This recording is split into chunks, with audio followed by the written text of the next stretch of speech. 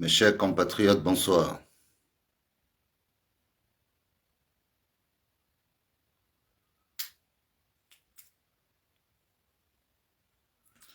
Je vous ai demandé de prendre le temps à 18 heures de revenir pour qu'on se retrouve pour parler du changement. Nombreux sont ceux qui se demandent pourquoi est-ce que nous intervenons dans cette affaire de changement. Nous recevons ce qu'on appelle les retours du Cameroun parce que le changement n'ayant jamais été pensé, partagez le direct. Faites ce qu'il faut pour que le direct soit toujours aussi intense, pour que tous ceux qui sont au Cameroun prennent le temps de comprendre pourquoi est-ce que nous avons décidé d'entamer cette démarche. Ils ne sont pas nombreux, ceux qui sont capables de dire ce que nous disons aujourd'hui. Bonsoir tout le monde. Moi, je vous ai toujours donné ma position. Je vous ai toujours dit que je n'ai jamais été lié de près ni de loin à la gestion du patrimoine national. Je n'ai aucun poste politique. Je n'ai jamais milité pour un candidat. La connexion est lente, apparemment. Mais je suis comme tous les Camerounais. Nous avons tous une attache. Nous sommes tous liés à une culture, à une région, à un village, à une ville. C'est tout ça qui fait que quand nous allons au Cameroun, nous essayons de nous rapprocher des nôtres.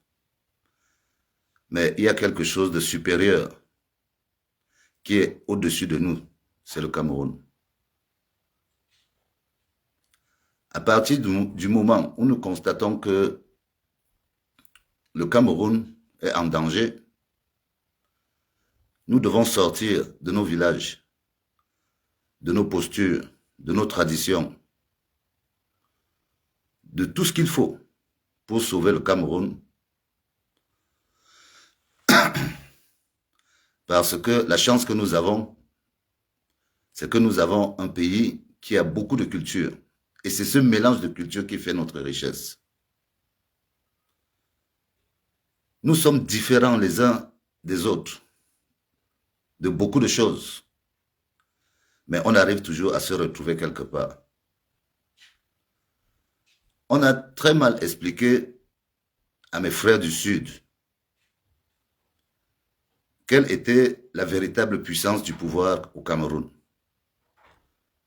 Parce qu'en réalité, le pouvoir se dispute au nord, mais on se réjouit du pouvoir au sud. Les richesses du pouvoir sont au sud, mais les richesses des urnes sont au nord. C'est un peu comme ça que le Cameroun. Donc, cet équilibre, qui est en même temps un déséquilibre, fait que nous sommes dans un pays où nous devons en permanence composer.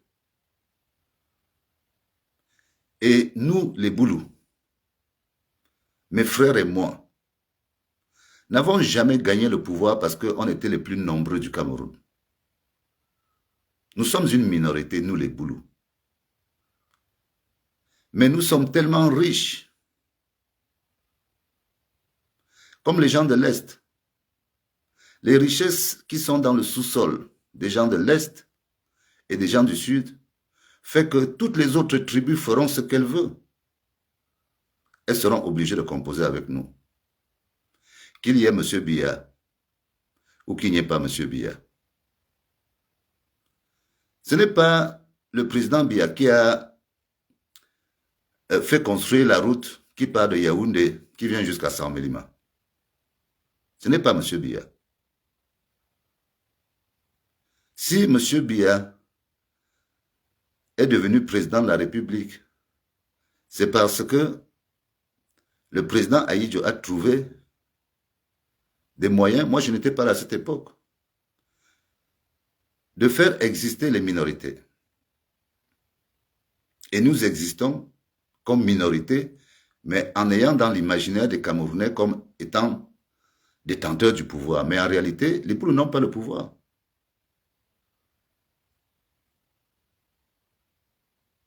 Parce que le vrai pouvoir, c'est d'abord le pouvoir économique. Nous, nous sommes un peuple de jouisseurs, nous les Boulous. C'est vrai, nous sommes très intelligents. L'argent, contrairement à ce que pensent beaucoup de gens, l'argent n'est pas forcément une valeur chez nous. Ce n'est pas une valeur fondamentale. Parce que nous n'avons besoin de rien. Nos boucheries, c'est dans nos forêts. Nos poissonneries, c'est dans nos forêts. Notre agriculture, c'est dans nos forêts. Nous avons besoin de quoi? C'est les autres qui ont besoin des choses de chez nous. C'est ça que j'explique à mes frères. Que le pouvoir politique nous empêche de nous épanouir. Parce qu'ils sont en train d'extraire nos richesses devant nous, en nous empêchant de nous épanouir, en empêchant de nous désenclaver. Nous-mêmes, nous ne profitons pas de nos richesses. C'est la clique politique qui, en utilisant le pouvoir de la police et de tout ce qu'ils ont comme instrument de l'administration, qui nous empêche de bien vivre chez nous. Combien de fois j'ai expliqué à mes frères que si vraiment la politique donnait de l'argent, c'est que nous sommes riches. Mais ceux qui ont de l'argent en politique, tout le monde, on a la preuve. On connaît leur niveau de vie. Et on sait ce qu'ils gagnent réellement. Il n'y a que eux dans leur tête qui peuvent justifier des biens qu'ils ont par rapport à ce qu'ils doivent avoir. Mais quand on est un homme qui connaît la vie, on sait très bien que celui-là, ce qu'il a, il ne l'a pas eu honnêtement. On le sait. Mais ce ne sont pas que les Boulous qui l'ont fait. C'est pour ça que nous demandons toujours à tout le monde de faire le travail dans sa région. N'ayez plus peur. C'est l'intérêt de notre pays qui est en jeu. Moi, mon travail est d'expliquer à mes frères que dans l'état actuel des choses, si les choses tournent mal, nous allons payer doublement. Or, nous n'avons déjà pas profité des 41 ans que nous avons eus. Si nous nous embarquons dans l'inconnu, alors que nous sommes au bord du précipice, moi je vois comment nous allons tout droit au bord de la rivière pour tomber. Il est de mon devoir de vous dire que, hé, mes frères, ne tombez pas, attendez. Expliquons les choses, expliquons-nous. Comprenez d'abord pourquoi nous en sommes là. Moi, je peux expliquer aux agriculteurs de ma région pourquoi ils sont pauvres. Je peux les expliquer parce qu'ils ne connaissent pas. Paul Biya a créé quelque chose de magnifique quand il est arrivé. Il a enlevé dans l'imaginaire de nos populations l'idée que comme il est devenu président de la République, on ne pourra plus arrêter les gens parce qu'ils ne payent plus l'impôt libératoire. Parce qu'à l'époque d'Ahidjo, on vous a arrêté parce que vous n'aviez pas l'impôt libératoire. Ce sont nos grands-parents qui récoltaient l'impôt libératoire, qui récoltaient auprès des citoyens et qui allaient donner cet impôt au sous-préfet qui faisait transmettre l'argent là où il devait aller. Ce sont nos grands-parents à nous qui faisaient ce travail. Le jour où Paul Biya est arrivé, il a dit que vous n'allez plus payer d'impôts. Mais en vérité, c'était une arnaque. En vérité, il a arnaqué nos populations. Parce que, aujourd'hui, comment Paul Biya fait payer l'impôt aux villageois? En utilisant la taxe à l'exportation.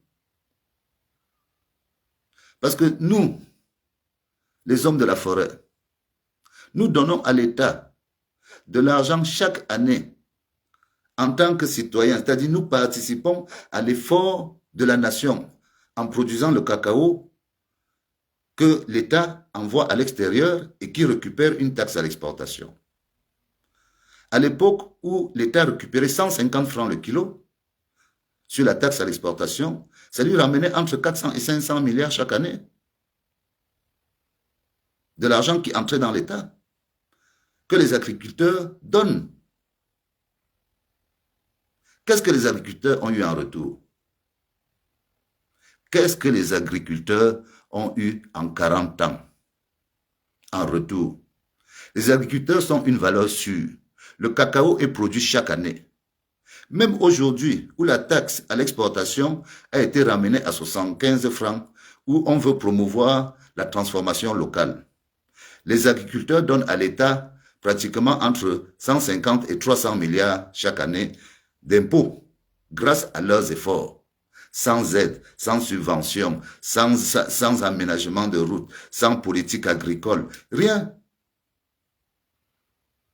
Les villageois travaillent. Les villageois participent. Et l'État prend de l'argent sur les villageois chaque année. Mais les villageois n'ont pas conscience de leur force. Les agriculteurs chez nous ne prennent pas conscience que c'est eux qui portent la nation.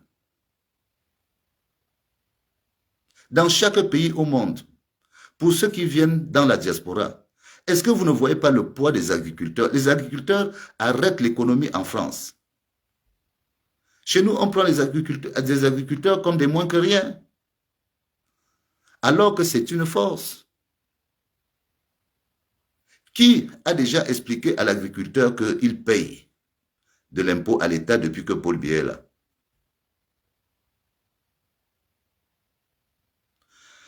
Nous nous sommes engagés dans le changement. Je n'ai pas initié une démarche de dénonciation pour dénoncer, juste pour dénoncer. L'expérience que moi j'ai acquise en mettant la moitié de ma carrière à fréquenter le Cameroun et dans le cadre de mes activités à voyager un peu partout dans le monde,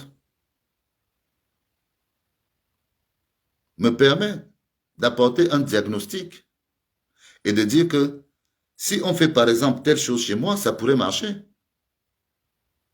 en fonction des richesses, des opportunités, des hommes que j'ai chez moi.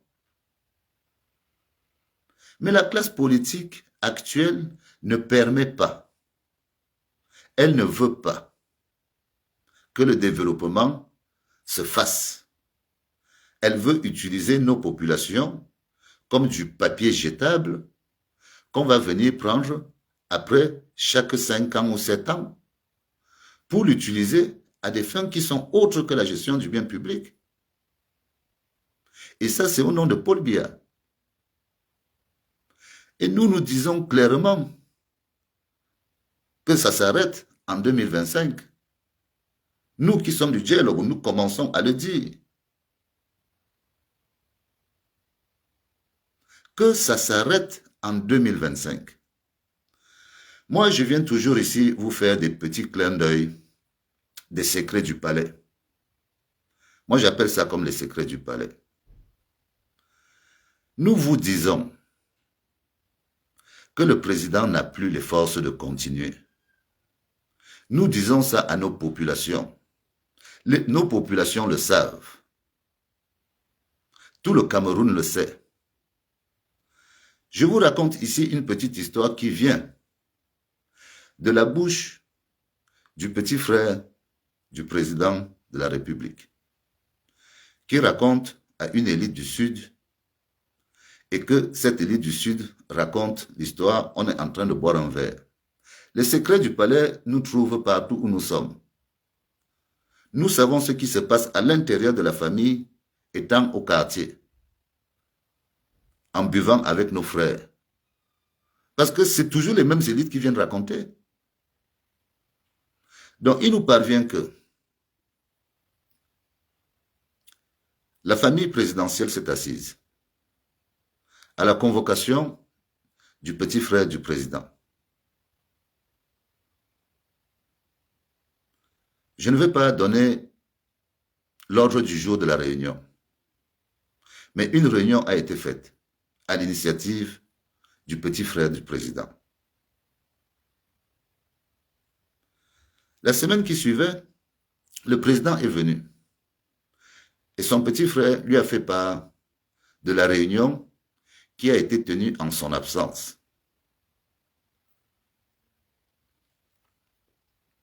Et la réponse du président a été tout autre. Le président lui a fait comprendre que il doit savoir que dans l'ordre du pouvoir familial, à partir du moment où son grand frère est décédé, c'est lui, M. Paul Biya, qui est le chef de famille. Donc son petit frère n'a pas à faire des réunions sans toutefois lui demander l'autorisation de faire des réunions de famille. Donc quand son petit frère raconte l'histoire, il raconte l'histoire en disant donc à cette élite que il ne comprend pas pourquoi le président de la République, avec toutes les charges qu'il a comme président de la République, vient revendiquer les charges de chef de famille. C'est vrai que le président, c'est lui le chef de famille, normalement, selon l'ordre hiérarchique de la famille. Quand M. Paul Biya avait besoin de gérer son pouvoir de lui-même, personne n'arrivait dans son carré pour lui arracher une partie de son pouvoir. Même dans sa famille. C'est lui le chef de famille, c'est lui le président. Même dans la famille, il ne faut pas prendre le pouvoir de M. Paul Biya tant qu'il est encore valide. Donc nous, ce que nous voyons aujourd'hui, la façon dont le pouvoir est géré, nous vous disons que Paul Biya n'a plus le pouvoir, ni dans sa famille, ni au niveau de l'État. Quel est le crime qu'on commet quand on dit ça, alors que les preuves sont là? Paul Biya est fatigué.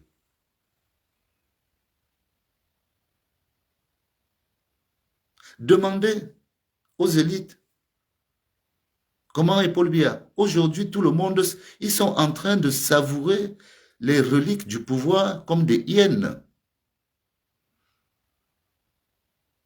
Comme des hyènes, ils sont en train de se déchirer le patrimoine, de se partager. Ils sont là comme des... je ne sais pas. Et ça nous met en danger. Ça nous met en danger parce que nous ne pouvons pas être une nation particulière. Nous sommes une nation parmi les hommes. Nous ne devons pas tomber dans le piège où nous allons faire des problèmes qui vont profiter à ceux qui aiment qu'il y ait des problèmes pour qu'ils viennent prendre des restes. Nous n'allons pas couler du sang pour eux. Nous ne devons pas couler du sang pour ces gens-là. Ils n'en valent pas la peine. Nous devons nous entendre. Nous devons les battre avec les outils qui nous ont donnés, c'est-à-dire la démocratie, voter, sécuriser le vote, les battre à plat de couture sur le vote. Et rien que pour ça, le secret, il n'y a pas d'autre chose que tout le monde aille s'inscrire. On vous dira. Mais sachez que en 2025, là on est clair, ce n'est pas le nom de Paul Biya qu'on veut voir dans le RDPC. Et on continue à dire aux gens du RDPC, débrouillez-vous, faites comme vous voulez, entendez-vous, trouvez la personne. Je ne comprends pas. Vous avez tout le territoire, vous avez peur de trouver une personne. Je ne comprends pas, je ne vous comprends pas. Donc en vérité, vous ne valez rien. C'est ce que vous voulez nous faire croire. Vous n'avez pas de force. Toute la force là, ce n'est que derrière Paul Biya. Et nous, on vous dit non. Comme on faisait quand on était jeune, On trouve un jeu, sur ce jeu-là, on dit que ça t'est, et on dit que ça t'est, ça s'arrête là. Stop, basta. On veut que des jeunes, des moins jeunes, réfléchissent pour l'avenir du pays. Le Cameroun regorge de tellement de cerveaux que si nous nous mettons ensemble en un septennat, nous pouvons, par exemple, renverser la balance agricole. Moi, je suis conscient, avec le potentiel que nous avons, nous pouvons balancer, inverser le sens de la balance agricole. Nous ne devons pas importer le maïs. Nous ne devons pas importer l'huile de palme. Nous ne devons pas... C'est pas possible. Il n'y a pas de politique agricole. On préfère vendre les kitoko, donner les kitoko aux jeunes. Toutes ces choses doivent disparaître de l'espace public. On doit revenir sur l'essentiel. Nos populations sont prêtes à s'engager. Nous, dans le Sud, nous avons le potentiel en hommes, en terre, en forêt, en minerais. Nous sommes prêts. Et ce pouvoir politique nous empêche de nous épanouir. Cette affaire du président Paul Biya, nous allons la régler après la transition entre nous au Sud.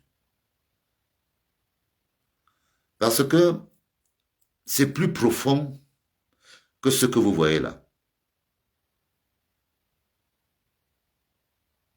Le Cameroun nous a trouvés. L'État du Cameroun nous a trouvés, nous, nos ancêtres. On était déjà là où on était. On est différent des Douala. Parce que les Douala, eux, ils sont sur un endroit tellement accessible que en un demi-siècle, ils se sont fait envahir. J'entends souvent Elimbi Lobé s'y plaindre, à juste titre. Nous ne sommes pas comme les Douala. Nous, nos richesses sont derrière nos maisons. Et pour que quelqu'un accède à l'arrière de nos maisons, il doit passer sur nous ou s'entendre avec nous. C'est pour ça que nous compterons toujours sur le Cameroun de demain, que Biya soit là, que Biya ne soit pas là. Et quand je vois la façon dont nos populations ont été traitées pendant 41 ans, je suis convaincu que nous allons mieux vivre après M. Paul Biya. Je suis convaincu. Une nouvelle génération a compris. Une nouvelle génération a compris. Ils nous ont donné des artifices. Ils ont trompé des jeunes. Des générations sont passées. Je vous jure que à Saint-Mélima, moi j'ai vu des gens que quand on me demande que celui-là est mort de quoi, je dis que celui-là c'est l'argent qui l'a tué. J'ai vu les gens morts à cause de l'argent. C'est-à-dire qu'on fait un tel mauvais casting dans une ville, on prend un homme qui n'a jamais connu de l'argent, on le met à gérer tellement d'argent que l'argent le tue. Moi j'ai vu des cas comme ça. Des jeunes qu'on aurait dû laisser prendre de l'expérience, apprendre. Et à côté de ça, vous avez des gens qui, eux, passent toute leur carrière. Moi, dans ma carrière, j'ai passé la moitié de ma carrière à essayer de participer à l'effort au développement, sans rien demander à la personne. C'est-à-dire, je dirais 15 ans de ma vie à aller au Cameroun pour essayer de montrer des entreprises, à aller au Cameroun pour essayer d'apporter des projets. Mais vous tombez sur des gens qui ne comprennent rien, qui ont des beaux costumes, qui ont des parfums, qui ont ceci, mais à la place, vous vous demandez est-ce qu'il comprend même ce que je dis? Quand je parlais de Paul Sek à Saint-Mélima, le maire me demandait est-ce qu'on a une mère? Le maire me demandait si on avait une mer à 100 000 alors que moi, je lui parle d'une plateforme logistique. Pour vous dire à quel point certaines personnes sont incultes. Ils ne savent pas ce que c'est qu'une base logistique, donc ce que c'est qu'un port sec. Il a fallu que je lui explique que, monsieur le maire, une base logistique nous permet de faire du transit de marchandises sous douane avec l'autorisation des services de douane. Donc, vous êtes impliqué parce que vous aurez vous-même une part des revenus qui seront liés au stockage qui vont venir dans vos comptes. Il faut leur expliquer. Vous les voyez avec des gros costumes, mais il n'y a rien dans la tête. Et c'est comme ça qu'ils mettent sur le côté les vrais projets qui peuvent permettre de désenclaver la région, comme si on les avait envoyés pour nous rendre plus bas qu'on est. Quand vous entendez une élite qui est censée être internationaliste, parce qu'elle est chargée de gérer les finances, et qui va à l'Assemblée déclarer que vous devez être fier qu'un noir va acheter une télévision chez les Blancs. Quand vous êtes quelqu'un d'un peu, bon, soyons courtois. Quand vous entendez cette phrase, que le ministre des Finances du Cameroun donne comme argument devant les députés de dire que vous devriez être fier qu'un noir va acheter une télévision chez les Blancs. Cette phrase n'est pas issue d'une certaine forme de complexe. Y a-t-il un argent qui a une certaine pesanteur quand il est dans la poche d'un noir par rapport à celui qu'apporterait un blanc? Qu'est-ce que c'est que cette image de race par rapport à un acte commercial?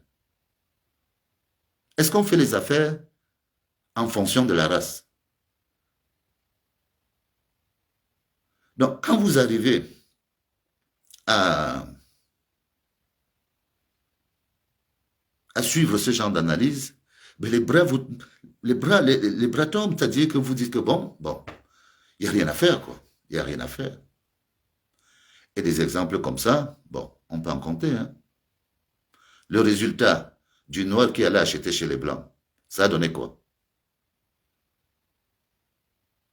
Quand le noir, dans cette vision de la chose, quand on va acheter parce qu'on est noir, on est fier d'aller acheter chez les Blancs, quand on réfléchit comme ça, le résultat de ça, ça donne quoi? Parce qu'après, il faut assumer les résultats.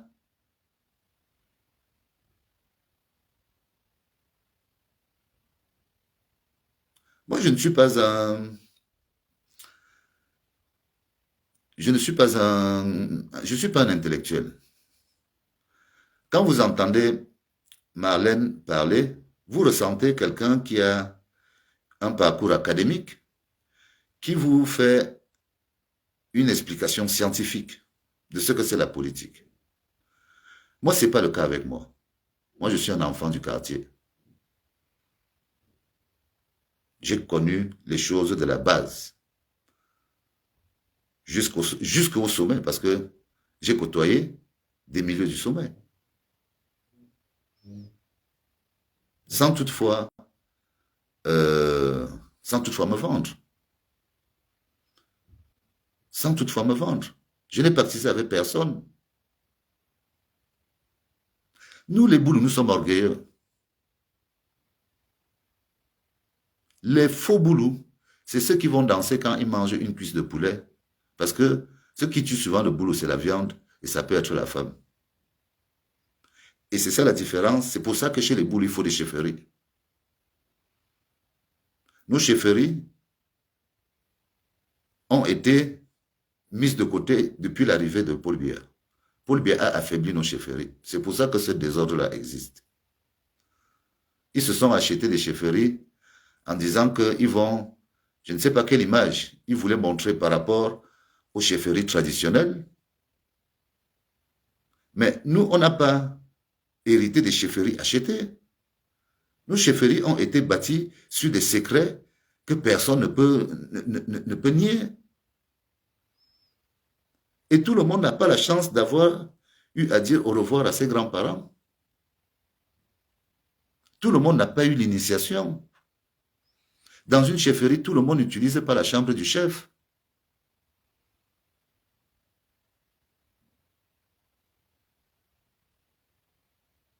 Donc, quand je vous dis que nous allons régler nos problèmes du Sud après la transition, l'importance pour nous, c'est que l'imaginaire collectif du peuple camerounais doit savoir que nous, les Boulous, nous sommes des Camerounais comme tout le monde. Et que, en 2025, la campagne de sensibilisation et de dénonciation que moi j'ai engagée de mon côté est chargée d'expliquer d'abord à mes frères Boulous que nous avons plus à gagner qu'à perdre. Nos enfants vont mourir dans le nozo. Nous ne savons pas ce que nous avons fait. Nous n'avons pas de problème contre les anglophones. Le problème du nozo est un problème politique.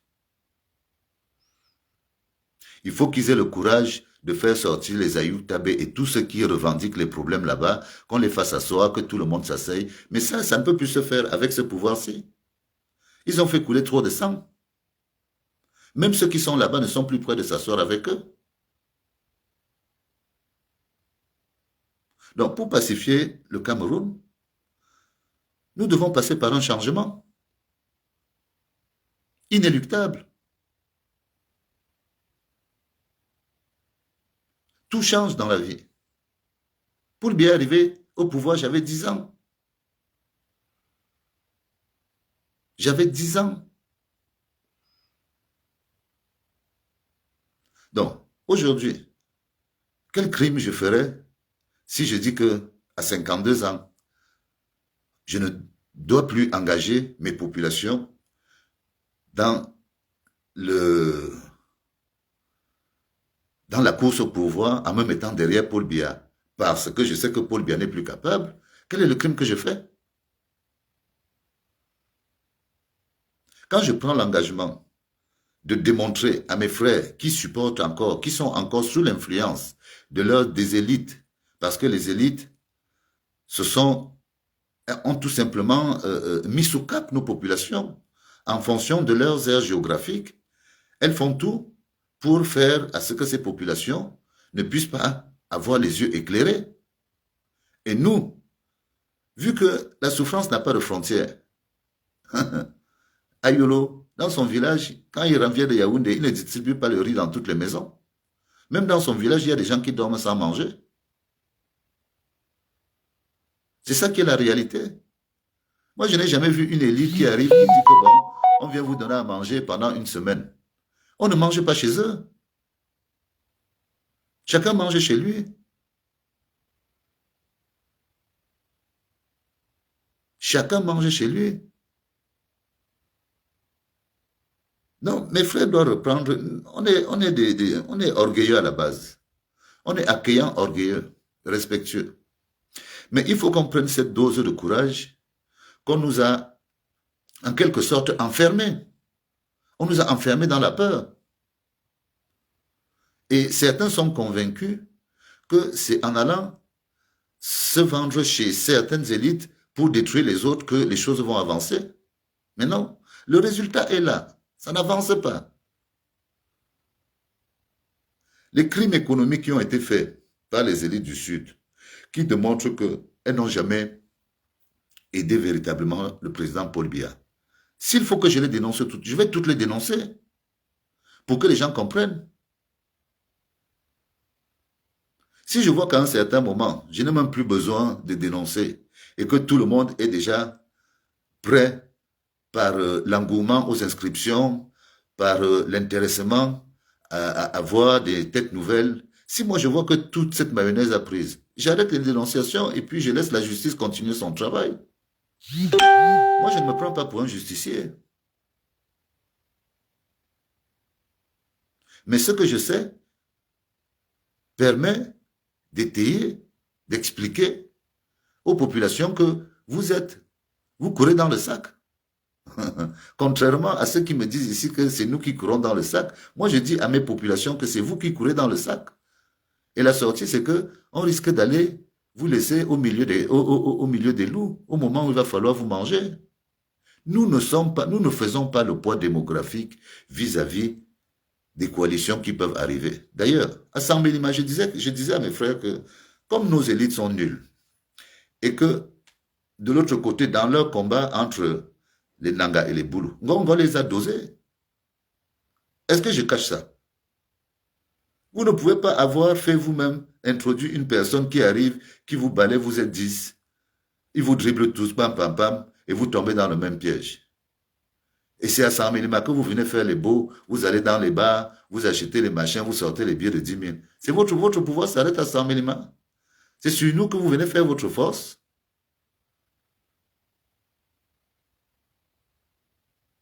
Voilà l'homme à la punk qui vous dose là-bas.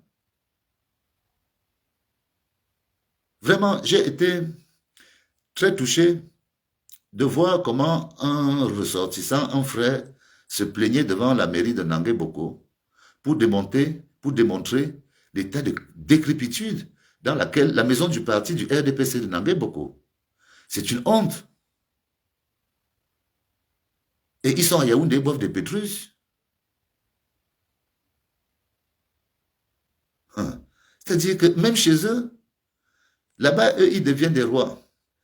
Et l'avantage qu'aurait pu avoir Ngongo et sur lequel il espère dans le cadre de cette scission politique qui s'annonce dans le RDPC, parce que moi, je vois plus le RDPC aller dans une scission politique où il y aurait un RDPC traditionnel et un RDPC progressiste qui partirait de l'Est jusqu'au Nord. Et les perdants dans tout ça, ce seraient les gens du Sud, s'il y a scission.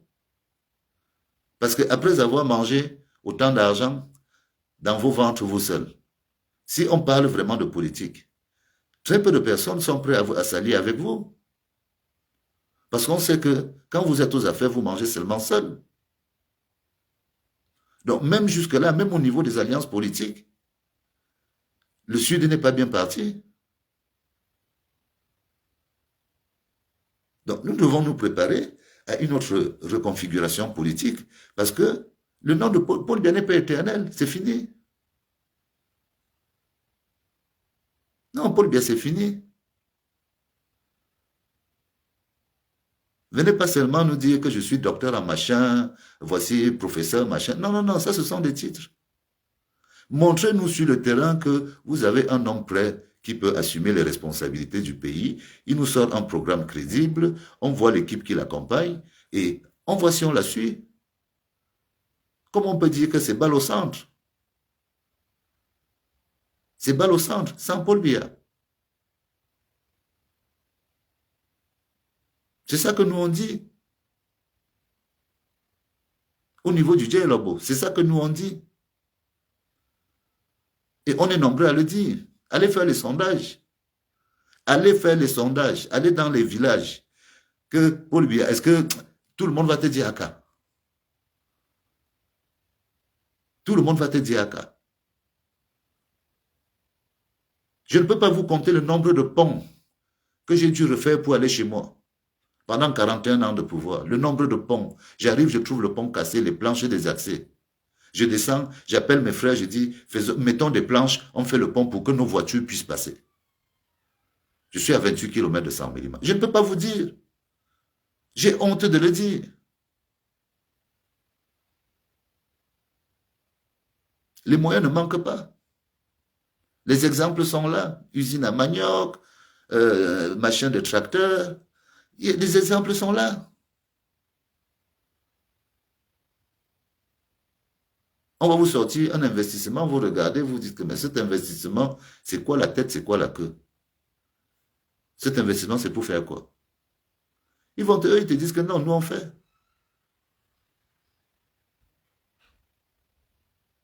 Mais le résultat, c'est que ben, il n'y a rien. Il n'y a rien aujourd'hui. Donc, je venais prendre ce petit temps parce que bon, la semaine va reprendre. Nous aurons sûrement des sujets à discuter. Je verrai à quel moment je ferai mon arrêt chez M. Emmanuel V.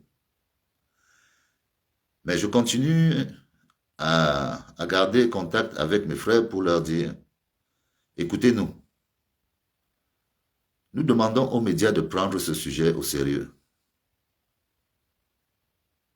Prenez les sujets que nous traitons au sérieux. Nous demandons à tous les Camerounais de voir dans leur zone où elles ont des personnes qui ont participé à la gabégie de ce régime. Pour dénoncer, la dénonciation, ce n'est pas juste une dénonciation pour dénoncer. Et puis, on ne dénonce pas, ce n'est pas la calomnie. Il faut se renseigner, il faut avoir des éléments, il faut s'intéresser à la chose publique. Très peu de Camerounais ne peuvent vous dire qu'ils connaissent le plus gros salaire du fonctionnaire camerounais, ni le plus bas. C'est des sujets qui sont bêtes, qui ne vous intéressent pas. Et pourtant, c'est des sujets qui doivent vous permettre de savoir si telle ou telle personne vit en fonction des moyens qu'il est censé qu'il gagne. Vous ne pouvez pas voir un homme qui est entré dans l'administration en catégorie B, qui au bout de 3 ans de machin vous sort un immeuble de... Même en catégorie A, vous sort un immeuble R+2. Non, c'est un voleur. C'est un voleur. Et on va les rattraper. La République va rattraper ceux qui ont dépouillé l'État. Ça fait partie des choses qui vont permettre de faire comprendre, de prendre conscience aux gens que nous sommes dans un pays riche, on n'a pas besoin de voler le bien commun. Tant que nous n'avons pas encore atteint ce niveau où les gens peuvent se soigner gratuitement, on ne peut pas... Non, le bien commun, c'est le bien commun. Et le bien privé, c'est le bien privé. Et Dieu sait que vous vivez bien. Vous avez des largesses que l'État vous donne. Bon, ça pourra se discuter pour les modèles de fonctionnement des dépenses de l'État, parce que les dépenses que l'État fait aujourd'hui, bon, nous tous on trouve que c'est un peu exagéré. Mais ça, ce sont les spécialistes qui vont faire ça. Ce n'est pas de notre ressort.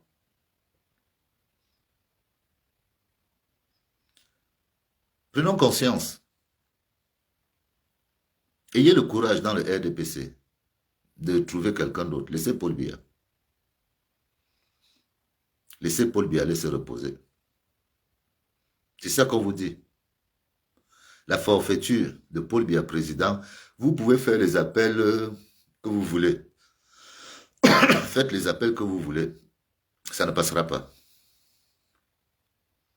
Ça ne passera pas. Paul Biya lui-même est conscient que ce n'est que son ombre qui parle.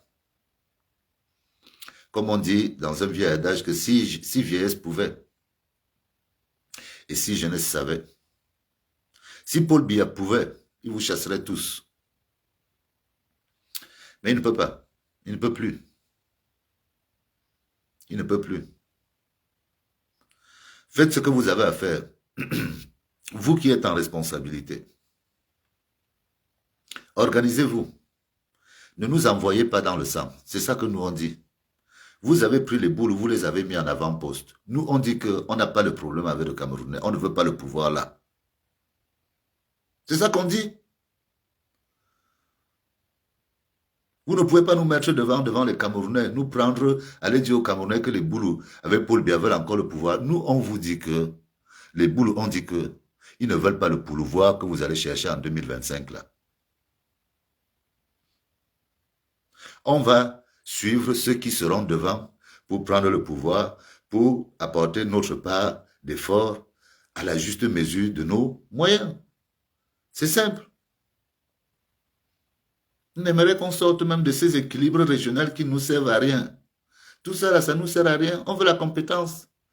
On est sous l'air de la compétence parce que le prochain mandat, excusez-moi, le prochain mandat, c'est le mandat qui doit permettre d'essayer de commencer à rattraper le retard, à corriger les erreurs, à redresser les mentalités. Moi, je suis même partant pour qu'on ferme les bars de 9h à 11h. On les ouvre encore, même s'il faut arriver jusque-là. On ferme les bars, que les gens aillent au travail. Les gens vont boire de 7h à 9h. On arrête de 11h à machin, ils vont manger, ils reviennent, comme ça se passe ailleurs. Les gens ne meurent pas. On a habitué les Camerounais à boire de la bière, on peut les sevrer de cette bière-là. C'est ça que nous on dit. Parce que les gens boivent pourquoi? Parce qu'ils ne travaillent pas. Si les gens ont le travail, ils ne vont pas boire. C'est ça qui est la vérité. On ne peut pas boire en travaillant. Nous, dans le Sud, dans le cadre de la politique agricole, nous avons les possibilités d'avoir pour un jeune 1 hectare de culture.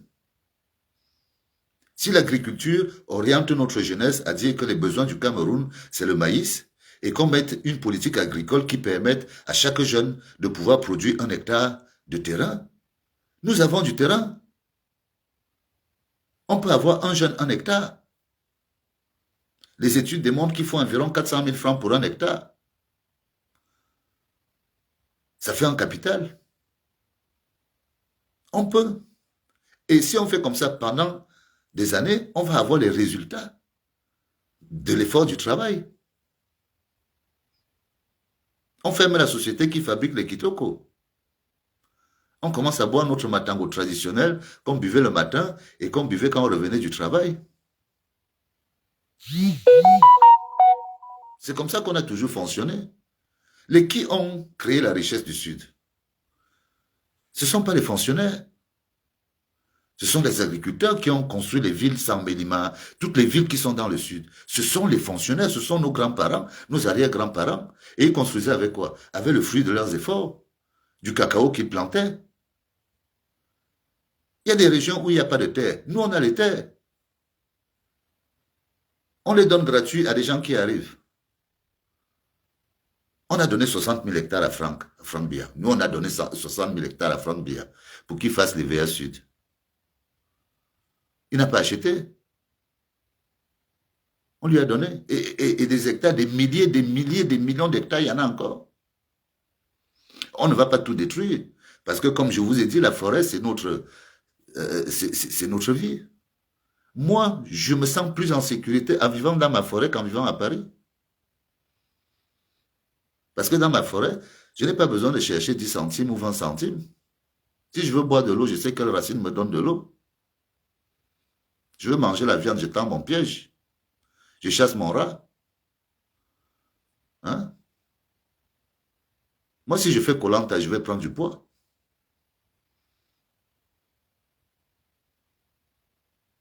Nous sommes les enfants de la forêt. Nous n'avons pas peur du départ de M. Paul Biya. Mes frères doivent comprendre que nous serons toujours forts. Nous serons toujours les boulous après Paul Biya. Nous aurons toujours notre Sud après Paul Biya. Et nous vivrons sûrement mieux après Paul Biya. C'est ça que moi je vais leur expliquer.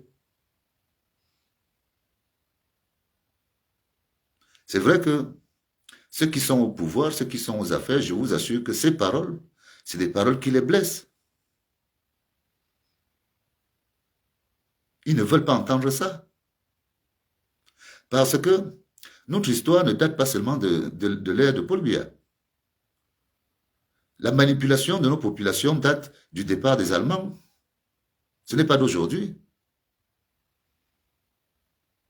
Nous, on a toujours commencé, on n'a jamais été un peuple soumis. Jamais. Pour vous dire, le chef de premier degré, Monsieur Mboutabam, Feu Mboutabam, il n'a eu son chef que parce qu'il était cuisinier des Allemands. Et ça a fait couler du sang. Il y a des gens au sud qui ont parlé aux Blancs, qui ont vendu leurs frères depuis l'époque des Blancs, et qui rigolent avec nous, qui font croire qu'ils sont avec nous. Un Mboutabam n'est pas de Sam Mélima. Un Mboutabam est de l'autre côté de Méomessala. Il dépend de Méomessala. Les Ayuros ne sont pas de Sam Mélima. Ils viennent de l'autre côté là-bas. Mais nous, on va régler ça après. Parce qu'il y a des gens qui sont venus nous trouver à Sam Mélima. Hein, et qui veulent nous faire croire qu'eux, ils vont faire la loi chez nous à Sam Mélima. Il y en a qui me menacent. Qui disent que moi, je ne peux plus mettre les pieds à Sam Mélima. Je regarde, je rigole. Je regarde, je rigole. Moi, je peux arriver chez moi en passant par le Gabon, par la forêt, en passant par le Congo, en passant par la Guinée équatoriale. Je connais les chemins qui arrivent chez moi. Personne ne peut m'interdire le chez moi. Personne. Moi, quand ça me prend ici en France, si je dis que je rentre au Cameroun, demain je rentre. Ceux qui me connaissent le savent. Je ne suis attaché à rien. Je ne suis attaché à rien, sauf à mes terres. Parce que mon grand-père m'a dit au revoir. Je viens ici me reposer. J'ai des responsabilités sur mes terres. Et peu importe là où je meurs, j'irai, on m'enterrera sur mes terres. Donc je ne peux pas lâcher. Et personne ne va lâcher. Les boulous, vous ne connaissez pas les boulous. Je vous dis que quand les boulous vont se réveiller, même ceux qui ont cru qu'ils avaient déjà gagné, il y a toujours un retour de bâton chez les boulous. Je me rappelle un frère de l'Ouest qui est venu faire 600 hectares de palmeraie du côté de Bambis. Les gens se sont plaints. Il avait épousé une femme de Bambis, du côté de cette forêt-là, je crois. Les gens se sont plaints parce qu'il avait l'argent, les gens ont regardé. Le jour où il est mort, tous ces palmiers se sont retrouvés à terre. Nous, on a des valeurs simples. L'argent n'est pas une valeur chez nous. C'est pour ça que, avec certaines tribus, on n'arrive pas à s'entendre, mais on peut se comprendre. L'argent pour nous n'est pas une valeur fondamentale. On utilise l'argent comme ça. Nous, on a d'autres valeurs et il faut les respecter parce qu'on ne vient pas chez vous. J'ai toujours dit que vous verrez rarement un boulot immigré. Rarement. Et ça, il faut le reconnaître. Pourquoi on n'immigre pas? Nous, si on est si pauvres que ça, c'est pourquoi on n'immigre pas? On n'immigre pas parce qu'on a certains secrets qui sont utiles.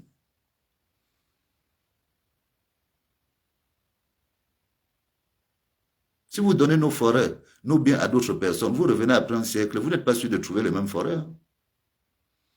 Ils auraient sûrement tout vendu parce qu'ils aiment beaucoup l'argent.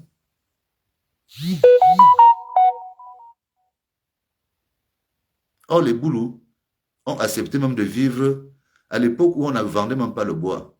Les gens dormaient en bas des bibingas. On préfère dormir sur les racines. Le bibinga est debout, ça ne nous dérange pas. On est adapté à la nature. Mais comme le monde vient nous trouver et que nous sommes au moins en bon... Nous devons coopérer avec le monde. Il faut qu'il y ait une entente. Et c'est dans cet esprit d'entente que nous devons expliquer aux Camerounais que, attention, quand M. Paul Biya partira, les boulous seront toujours là. Nous ne voulons pas être jetés à la vindicte populaire pour dire que les boules ont tout mangé. Non, nous n'avons rien mangé. On va régler ce problème-là pour attraper, nous tous les enfants du Cameroun, on va attraper les voleurs qui viennent de l'Est, de l'Ouest, ceux qui viennent du Sud, du Nord, on va les mettre dans un paquet et on va les présenter au peuple pour que les générations qui viennent comprennent qu'on ne va pas nous utiliser dans le tribalisme pour nous diviser. Parce que le tribalisme, moi je dis tout le temps que le tribalisme, c'est le racisme à l'état primaire. Ça commence par la tribu, ça vient par la race. C'est un sous-ensemble, voilà, je dis c'est un sous-ensemble du racisme. Quand on n'a plus rien à dire, on indexe la tribu. Quand on n'a plus rien à dire, on indexe la tribu pour que se réveille en soi l'instinct animal qui va dire que comme je suis boulot, toi tu es Bamileke, tu deviens mon ennemi. Vous racontez quoi? S'il n'y avait pas les Bamileke dans les villes du Sud, les villes du Sud ressembleraient à ce qu'elles sont aujourd'hui. Vous racontez quoi? Qu'on enlève un peu les Bamileke du Sud, les Bamoun, on voit un peu à quoi ressemble le Sud, une semaine. On a besoin des Bamileke. Moi, j'aime les Bamileke. Le Bamileke aussi doit m'aimer en respectant ce que je suis. Il ne doit pas me prendre pour un imbécile. C'est de ça qu'on dit. Moi, j'aime les Aoussa. Je respecte les Aoussa. Combien de générations de Bamileke on a élevé à Saomelima? Les Fongam. Ils n'ont pas grandi à Saomelima. Ce n'est pas une histoire de tribu. Ce n'est pas une histoire de tribu. Ne piégez pas les Boulous, ne piégez pas les Camerounais en disant que telle tribu veut dire prendre les choses de telle tribu. Laissez ça. Laissez ça. C'est ça que nous on dit. Vous avez été incapable de faire le travail. Vous vous êtes contenté de prendre l'argent à votre profit. Les résultats sont là. Maintenant, vous avez aiguisé des appétits. Vous avez des oppositions qui sont en train de se construire. Nous, on ne voulait même pas s'impliquer dans ça. Moi, je ne suis pas un acteur politique. Je veux dire que ce sont mes premières prises de parole. Vous ne m'avez jamais vu sur vos tribunes pour défendre un parti. Ni de l'opposition, ni du pouvoir. Mais à partir du moment où je vois que vous voulez mettre nos enfants dans votre Ndjangui pour qu'il aille mourir, depuis que je vois des dizaines, des centaines d'enfants aller mourir au Nozo, ces enfants ont fait quoi? Vous donnez quoi à leur famille? Vous savez le temps qu'il faut pour élever un enfant jusqu'à 20 ans? Jusqu'à 20 ans, quelqu'un élève son enfant, vous allez l'envoyer, au bout de 3 mois, il meurt. Pourquoi? Qui nous a agressés? Un problème où les gens peuvent s'asseoir et régler sur la table en homme réfléchi, vous préférez aller sacrifier des gens, passer en touloupe, se faire de l'argent. À quelle époque au Cameroun est-ce qu'on a vu autant d'hommes gradés investir au Cameroun? Si ce n'est que sur cette époque du Nozo. Dites-moi que de telle époque à telle époque, on a vu les hommes militaires, que les militaires étaient en train d'investir. Vous voyez les investissements. Il y a déjà toute une rue de général à Yaoundé. Eux, ils ne peuvent que dire merci au Nozo. Et nous, on dit que ça doit s'arrêter. C'est 20% de notre économie qui doit servir au bien des populations. C'est ça qu'on dit. Le nord du Cameroun. Quand je vois comment... Bon, nous avons une différence fondamentale entre eux et nous, parce que au nord, eux, ils jouent sur la tactique du lamido. Le lamido, pendant les élections, lui, il va se mettre devant le bureau de vote. Et tout le monde doit venir voter parce que les gens sont respectueux. Mais même là-bas au nord, les gens se réveillent. Parce que Kavayegue, lui, il a 70 membres de sa famille qu'il a introduits dans l'administration, la haute administration du Cameroun.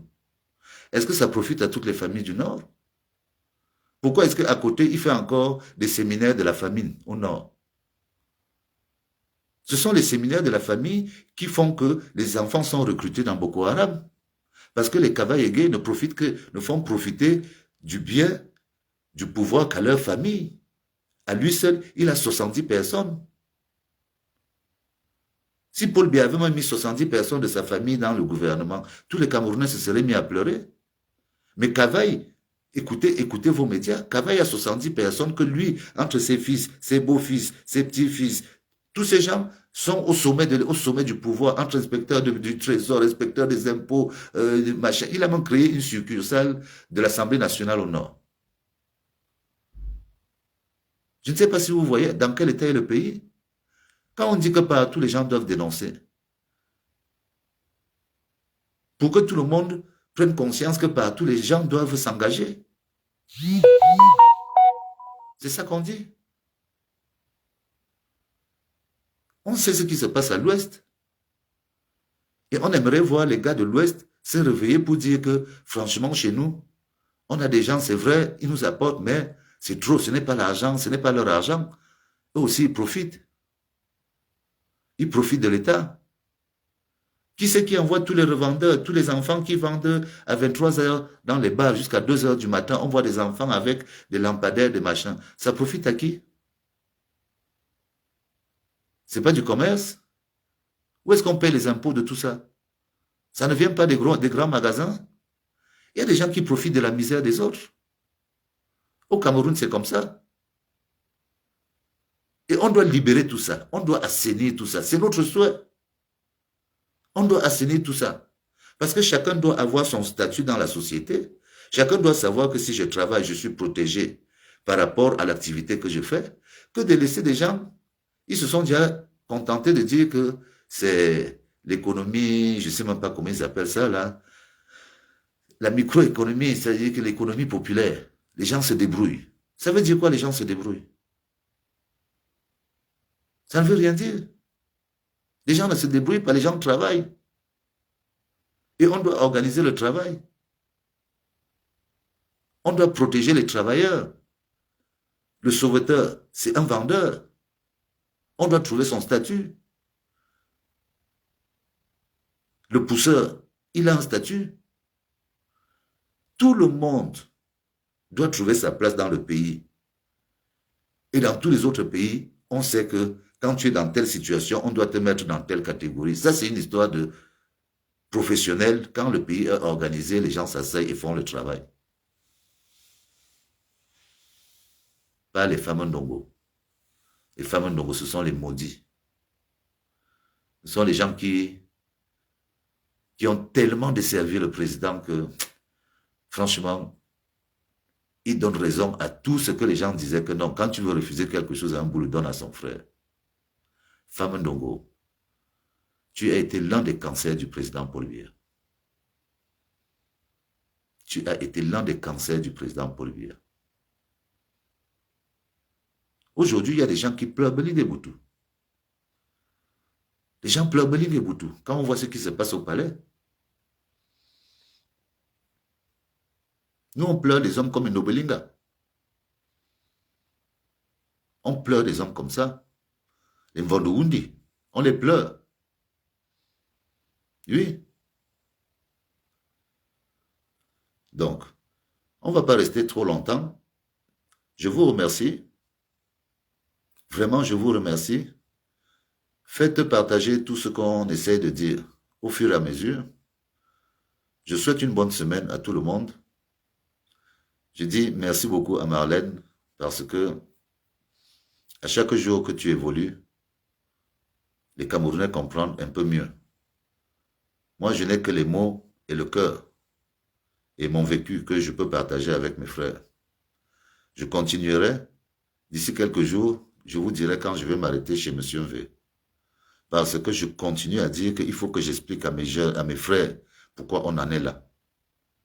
Jusqu'à ce que je prenne conscience qu'ils ont compris. Je vous remercie, je vous souhaite un bon dimanche soir. Bonne semaine à vous et à la prochaine.